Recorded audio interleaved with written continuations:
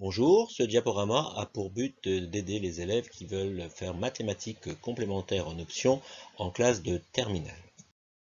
Il s'adresse aux élèves actuellement en classe de seconde et aux élèves en première qui ont choisi la spécialité mathématiques. Vous pourrez en effet en terminale choisir entre poursuivre la spécialité mathématiques et éventuellement prendre l'option maths experte, arrêter les mathématiques et donc dans ces cas-là garder vos autres spé. Vous ferez à ce moment-là un peu de mathématiques en enseignement scientifique, en terminale, ou alors prendre l'option maths complémentaires. Quel que soit votre choix, quels que soient vos choix, des objectifs différents, mais avec un point commun. Vous devez vous poser la question, dans la construction de mon projet d'orientation, est-ce que les mathématiques sont nécessaires pour moi? À qui s'adresse alors l'option maths complémentaires? Comme vous pouvez le voir sur le document ici, issu des bulletins officiels, elle est destinée prioritairement aux élèves ayant pris la spécialité mathématiques en classe de première et qui ont besoin de compléter leurs connaissances et leurs compétences pour la poursuite des études supérieures. On note ainsi médecine, économie, sciences sociales. Quelques diapos issus du Parcoursup 2021 qui est en sortie fin décembre. Nous avons choisi licence éco-gestion sur le site de Dunkerque. Dans les informations aux lycéens, vous pouvez remarquer qu'il est noté que l'on conseille aux lycéens de choisir la spécialité maths ou alors l'option maths complémentaire. Pour le site de Calais, portail physique-chimie, on conseille vivement de faire physique spécialité mathématiques, mais sinon prendre l'option maths complémentaire. Pour sciences et vie, portail sur Lens, pareil, physique, chimie, SVT, biologie, et éventuellement mathématiques en spé, ou alors mathématiques complémentaires. Pour l'Université de Lille, dans la licence mathématiques et informatique appliquée aux sciences humaines et sociales, on note là aussi l'importance de prendre la spécialité mathématiques, ou alors numérique SNI, ou alors l'option maths complémentaires. Pour ce qui concerne les classes préparatoires aux grandes écoles, filière ECG, économique, commerciale, générale, on note que le pôle mathématique y est important et de ce fait, les étudiants ayant poursuivi des études en mathématiques, en terminale sont particulièrement appréciés. Pareil pour la licence PASS qui amène à la santé. Et bien dans le parcours, donc il y a plusieurs possibilités en fonction de ce que vous allez choisir par la suite, mais on note qu'il est important d'avoir de très bonnes connaissances et compétences scientifiques. On note par exemple une très bonne maîtrise des compétences classiques et expérimentales attendues en physique-chimie, sciences de la vie et de la terre, mathématiques à la fin de la classe de terminale. Alors, comment fonctionne le programme dans l'option maths complémentaire? Nous revenons sur le fait qu'il s'appuie sur le programme de spécialité de première. Il réinvestit et enrichit de nouvelles connaissances et compétences qui sont reliées à des thèmes d'études. Il y a 9 thèmes d'études qui sont riches, variés, avec de vraies compétences mathématiques. Les voici en détail. Un des premiers thèmes, modèle défini par une fonction d'une variable. On retrouve ce thème autour de la physique, la biologie, l'économie. Corrélation et causalité. On peut noter ici le lien avec l'agriculture, la chimie, la macroéconomie.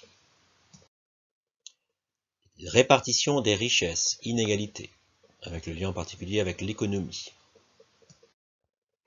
Répétition d'expériences indépendantes et échantillonnage, le lien avec la médecine, les sciences. L'approche historique de la fonction logarithmique, avec le lien avec la physique, la géologie, le développement durable. Les temps d'attente, avec les liens avec la physique, les phénomènes climatiques, la sociologie. Les modèles d'évolution, avec le lien avec la physique, la biologie, l'économie. L'inférence bayésienne, lien avec la médecine en particulier. Et enfin, calcul d'air, avec la physique, les sciences du vivant et l'économie. Comment fonctionnent les mathématiques complémentaires?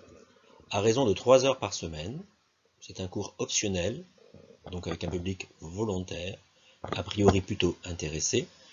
L'évaluation est faite par l'enseignant, moins de 1% de la note finale.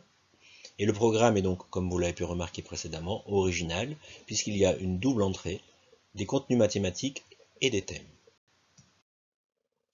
Précision sur l'évaluation, je vous laisserai regarder la diaporama en détail par la suite. Eh bien, nous allons, à travers l'option mathématiques complémentaires, essayer de valoriser les évaluations sur différentes formes. Ça peut être des rédactions de travaux de recherche, des devoirs plutôt classiques comme des interros ou des devoirs surveillés, mais aussi éventuellement des travaux autour de la modélisation, l'utilisation d'algorithmes. Un travail en équipe, un travail de recherche où il y a des prises d'initiative sera fortement sollicité. Alors, petite diapo issue de Déclic, édition Hachette. On peut remarquer que quand on choisit l'option maths complémentaire, en gros, eh bien, on essaie de faire des maths en situation à travers l'économie, la médecine, la physique, la démographie, l'informatique, l'aéronautique, la logistique, le marketing, l'écologie, l'électricité, etc., etc.